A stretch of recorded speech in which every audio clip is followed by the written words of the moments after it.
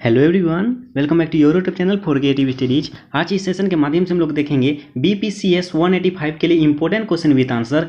जैसे कि BPCS 185 के सब्जेक्ट नेम है आपका सामूहिक स्व क्षमता का विकास। इसमें हम लोग देखेंगे इंपॉर्टेंट क्वेश्चन के को एक्सप्लेन करेंगे। जैसे कि आप सभी स्क्रीन पे देख के ये PDF फॉर्म देख के आप सभी समझ गए होंगे कि असाइनमेंट के क्वेश्चन है। जी हाँ, असाइनमेंट के क्वेश्चन है, इसको हम लोग एक्सप्लेन करेंगे आंसर के साथ। ओके, और आप सभी को मैं बता दूं कि इसका सिलेबस के बारे में कि BPCS 185 जो है आपके 50 मार्क्स के एग्जाम होंगे। टोटल 2 घंटे का समय दिया जाएगा। ये टोटल आपको 8 सवाल पूछे जाएंगे। 8 में से किन्हीं 5 सवालों के जवाब देने होंगे और सभी के सभी सवाल जो है 10-10 नंबर के होंगे। ओके, तो इस टाइप से आपको क्वेश्चन देखने को मिलेंगी। ओके, उसके बाद हम लोग चलिए देखते हैं आज के सेशन में ऐसे कुछ क्वेश्चन को हम लोग एक्सप्लेन करेंगे। और आप सभी को पता ही होगा कि असाइनमेंट के क्वेश्चन से भी एग्जाम में देखने को मिल रही है और आपको जो इससे सिलेबस के बारे में भी कुछ हद तक जानकारियाँ मिल जाएगी। और चलिए हम लोग आज पहला सवाल को हम लोग देखेंगे, क्या है ये सामूहिक वृद्धि के घटकों को उपरोक्त उदाहरणों की सहायता से बताने के लिए कहा जा रहा है। ये इंपॉर्टेंट रहेगी आपके सामूहिक वृद्धि के घटक के बारे में। ठीक है, तो इसमें हम लोग देखते हैं ये क्या होता है कि सामूहिक घटक। पहले सामूहिक घटक जो है, ये जो सामूहिक वृद्धि जो है ना, ये आपका जो है ऐसा चीज़ें होती है जो किसी दूसरे व्यक्ति के माध्यम से जो ना आप दूसरे व्यक्ति को के सामने से पहचान सकते हैं। इसमें हम लोग देखेंगे, अब सब कुछ दिया गया है। ओके, चलिए देखते हैं। इसमें आप सभी ध्यान से सुनिए क्या कहा है। उत्तर से देखिए, सामूहिक वृद्धि के मुख्य 4 घटक हैं। सामूहिक संवेग महसूस करना, ये पहला घटक हो जाएगा। ठीक है, तो इसको हम लोग एक्सप्लेन करेंगे। संवेग महसूस करना, इसमें क्या कहा जाता है, संवेग महसूस करना सामूहिक वृद्धि का पहला घटक है। ये संवेग महसूस करना जो है आपका सामूहिक वृद्धि का पहला घटक है। यह स्वयं में और अन्य लोगों में संयोगों पर गौर करने और पहचानने की मूलभूत क्षमता है। ये जो है ना, किसी व्यक्ति को आप देख के किस तरह से आप कौन से भाव के हैं, या गुस्सा के हैं, या आप प्यार से देख रहे हैं, या आप नफरत से देख रहे हैं, या घिन नज़र से, मतलब छोटी नीचे नज़र वाले से देख रहे हैं, आप उसके माध्यम से आप समझ सकते हैं सामने वाले के जो ने उसका क्या है मन में, आप समझ सकते हैं। जैसे होता है ना, ऐसे मुंह करके रखता है कि जैसे कि लगता है ना गुस्सा में है, आप कुछ बोलोगे क्या कर रहे हो तो मुंह अजीब से बनाएगा। तो इससे आप समझ सकते हैं संवेग के माध्यम से, और इसका एक महसूस भी कर सकते हैं कि वो किस तरह से फील कर रहा है और क्या है उसके मन में। ओके, आगे कहा जा रहा है, उच्च सामूहिक वृद्धि वाले व्यक्ति जब कोई विशेष संवेग को अनुभव करते हैं तो उसे पहचानने में सक्षम होते हैं। ये जो सामूहिक वृद्धि वाले व्यक्ति जब विशेष तरीके से जो संवेग का अनुभव करते हैं, जो विशेष कुछ ज़्यादा ही हद तक जो है उसके सामने वाले को महसूस करने लगते हैं, सामने वाले को समझने लगते हैं, तो उसमें कहता है कि और इस भावना को विशिष्ट नाम देने के लिए अपने शब्द का ज्ञान उपयोग करने में सक्षम होते हैं। जैसे आप देखोगे ना कि सामने वाले गुस्सा में है तो उसका अजीब सा नाम देगा, अरे मुंह लाल हो गया, टमाटर की तरह लाल है, ये है, मतलब ये बातें कही जा रही है। ठीक है ना, उसके बाद आगे कहा जाता है, उदाहरण के लिए कहा जा रहा है, उदाहरण के माध्यम से बताया जा रहा है, यदि कोई व्यक्ति कार्य करने से पहले घबराहट हो, संवेदी उत्तेजना अनुभव करे, या यह जानता हो कि वह घबराहट या चिंता महसूस कर रहा है। यानी कोई काम होता है ना, जैसे आपका कोई बहुत सारे काम होते हैं, जैसे बहुत सारे एग्जामिनर होते हैं, स्टूडेंट्स होते हैं, क्या एग्जाम हॉल जाने से पहले वो घबरा जाते हैं। उसको आप जो ना उसका फेस पे आप देख के समझ जाओगे, अरे घबरा रहे हो, मत घबराओ, चलो एग्जाम दो, आप तैयारी किए हो, पढ़े हो। तो ये बातें हैं ना, अब साफ साफ उसके फेस में जो झलकने लगता है, दिखने लगता है, वो महसूस करने लगता है, चिंतित होता है, ठीक है ना। तो ये बातें कही जा रही, वे अन्य लोगों के संवेगों के प्रति भी संवेदनशील होते हैं और किसी व्यक्ति के चेहरे के भावों और हाव भाव को पढ़कर हम देखने में सक्षम होते हैं कि वह व्यक्ति कब क्रोधित है, उदास है, प्रसन्न है, या अन्य संवेगों की श्रेणी से गुजर रहा है। आप जो है ना, वो उसकी जो है ना घबराहट की महसूस से आप समझ सकते हैं कि वो किस हालत से है, या तो गुस्सा में है, क्रोध में है, उदास है, या खुश है, आप देख के समझ सकते हो। बहुत ऐसे होते हैं ना, बहुत से, मतलब कि कोई दोस्त आया अचानक, आप वो उसका फेस में कुछ मतलब खुशी खुशी सा है, तो आप बोलते हो ना, अरे यार आप तो बहुत, आज तो तुम बहुत खुश हो, क्या बात है, कोई लॉटरी लगी क्या। तो ये बातें हैं, आप जो महसूस कर सकते हो उसके फेस को देख के। तो यही है आपका सामूहिक वृद्धि में जो संवेग महसूस होता है, तो उसका एक प्रमुख घटक जो है, सामूहिक वृद्धि का प्रमुख घटक जो है संवेग महसूस करना।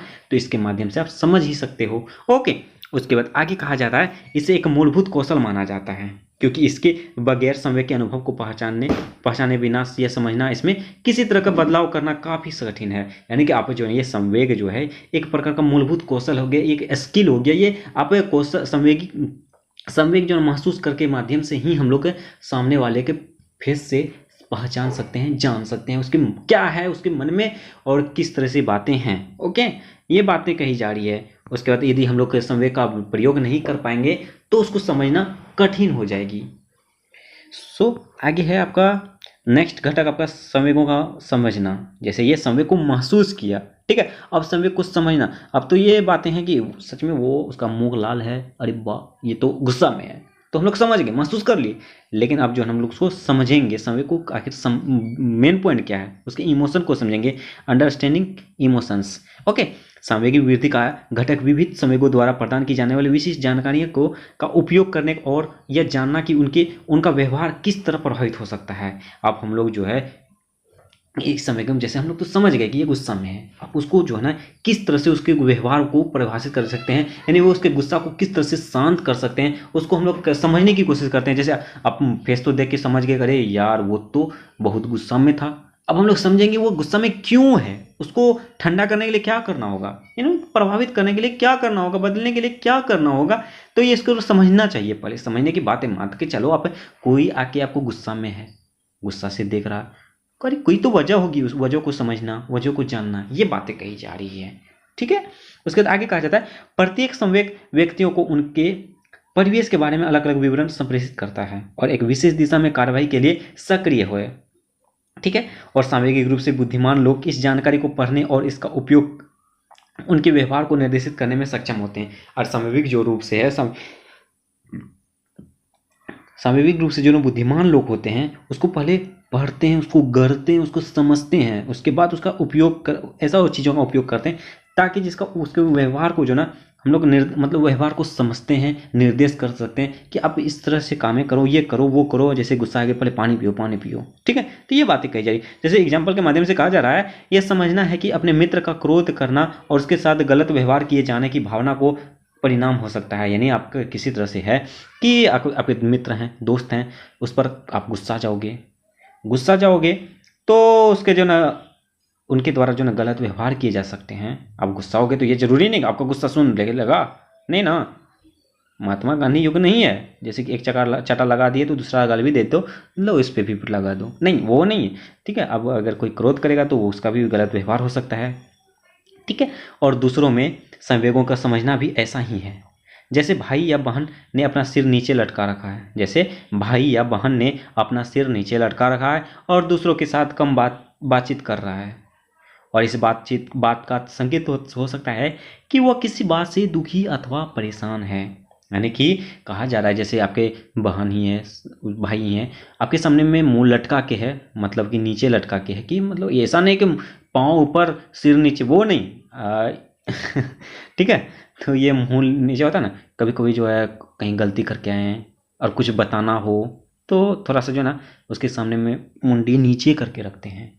तो ये बातें हम लोग जो है उसके माध्यम से भी समझ सकते हैं कि इसका कुछ तो दुखी है, या तो कहीं तो परेशान है, या तो ये कुछ बताना चाहता है। ये सभी चीज़ें हम लोग समझ सकते हैं, इस महसूस कर सकते हैं, इसके बारे में कहा जा रहा है, ठीक है। और नेक्स्ट पॉइंट आपका रहेगा, आगे कहा जाता है जैसे उदाहरण के लिए समझना कि अपने मित्र का क्रोध करना और उनके द्वारा गलत व्यवहार किए जाने, हाँ ठीक है, वही बातें कहें, ओके। संकेत करना परेशान है, वो रिपीट किया गया है, ओके। और आगे कहा जाता है एक्स और वाई व्यक्तियों के बारे में निम्नलिखित वर्णनात्मक व्यक्ति संबंधों को महसूस करने और पहचानने को के उपयुक्त घटकों की व्याख्या में मदद कर सकते हैं। एक्स और वाई के बारे में कहा जा रहा है, देखिए ये तीसरा घटक हो जाएगा एक्स का। देखिए इसमें क्या कहा जाता है, चुनौतीपूर्ण और कठिन सामाजिक स्थितियों के दौरान अपनी आवाज़ के स्वर और हाथों की भंगिताओं के प्रति बहुत सचेत है।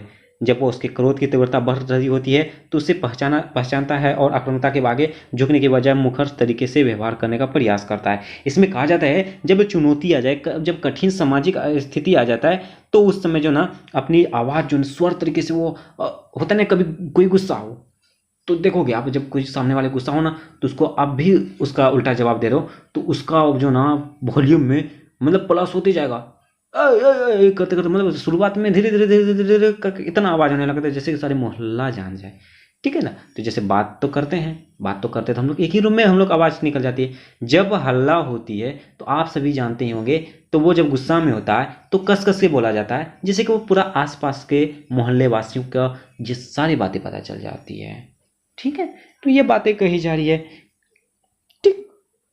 उसके बाद है वायु को वाई को सामान्यतः यह पता नहीं कि बिखरे हुए डेस्क या किसी परियोजना के पूरा करने में देरी होने के पर वह त्वरित प्रतिक्रियाशील हो जाता है। यानी कि कोई चीज़ है, अब बिखरे हुए डेस्क हैं या किसी परियोजना में काम कर रहे हैं, तो ये नहीं एक प्रकार का हो गया समय प्रबंधन, समय से धीरे देरी हो जाए, नहीं ये परियोजना को हम लोग कितना समय तक करनी चाहिए थी लेकिन नहीं हो पाया, तो ये बातें हो रही है, ठीक है ना।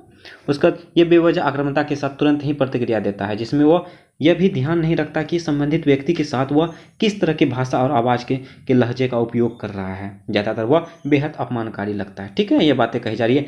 पहले उदाहरण में अपने स्वर और हाव भाव के बारे में जागरूक होना व्यक्ति का ध्यान उसके द्वारा अनुभूत संवेग की तीव्रता की ओर आकर्षित करता है। ये जो एग्जाम्पल के माध्यम से कहा जा रहा है, जो सही तरीके से बोला, हाव भाव, स्वर, उसका बोली का स्वर कैसा है, धीरे है, जोर के है, कस के है, उसके जागरूक होना, व्यक्ति का जो है ध्यान उसके द्वारा अनुभूत होता है, ठीक है। तो ये बातें कही जा रही है। और दूसरा एग्जाम्पल के माध्यम से कहा जा रहा था कि परिणामों को इंगित करता है। जब हम इस बारे में अवगत नहीं होते हैं कि हमारे संवेग विभिन्न कारकों से किस तरह जुड़े हुए हैं, ठीक है, संवेगों के सृजन के बारे में यह जागरूकता हमें इस बात पर नियंत्रण प्रदान करेगी कि हम विभिन्न स्थितियों पर किस तरह प्रतिक्रिया करते हैं। ओके, तो ये बातें कही जा रही है। तो आप आगे जो है ना आपका नेक्स्ट क्वेश्चन आ जाएगी, ओके ना। तो आपका पहला सवाल जो था आपका संवेग वृद्धि के घटकों को उदाहरण के साथ एग्जाम्पल के साथ बताने को कहा जा रहा, तो हम लोग उसको देख चुके हैं। ओके, तो बस आज के सेशन में मैं एक ही क्वेश्चंस को रखूंगा और बहुत ही जल्द और भी क्वेश्चंस को लाऊंगा और बहुत ही जल्द कवर भी करा दूंगा, ठीक है। तो आप हमारे साथ जुड़े रहिए, कभी भी कोई भी सब्जेक्ट के अपलोड हो जाएगी। ओके, तो आप हमारे साथ जुड़े रहिए और जो भी चैनल में न्यू है चैनल को सब्सक्राइब जरूर कर लेना और बेल आइकन को जरूर हिट करना, ताकि जैसे भी अपलोड हो आपको नोटिफिकेशन मिल जाए। कभी भी अपलोड हो सकती है, मैं बता दे रहा हूँ, कोई गारंटी नहीं है, हो सकता है कि 1 घंटा बाद फिर से इसका नेक्स्ट सेशन आ जाए, तो जरूर आप सब्सक्राइब कर लेना, ठीक है ना।